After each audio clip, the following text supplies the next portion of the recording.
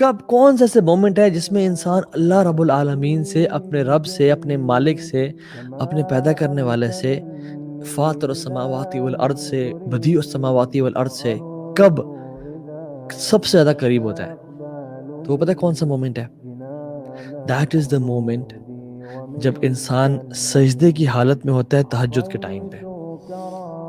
یہ انسان سب سے زیادہ اللہ کے قریب ہوتا ہے. کیوں؟ کیونکہ اللہ کے نبی نے ایک دو حدیث میں فرمایا کہ اقرب ما یکون العبد من ربہ وہو ساجد، کہ انسان اللہ سے سب سے زیادہ قریب تب ہوتا ہے جب وہ سجدے کی حالت میں ہے. اور دوسری یہ حدیث بھی آگے کہ اقرب ما یکون الرب من العبد فی جوف اللیل الاخر، کہ انسان اپنے رب سے سب سے زیادہ قریب ہوتا ہے رات کے آخری حصے میں.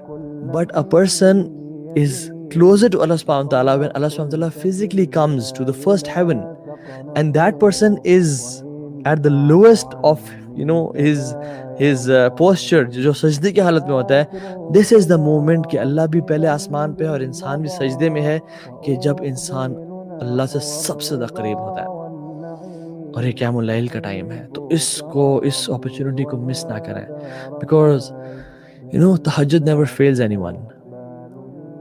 دعا made at tahajjud is like an arrow which never skips its target.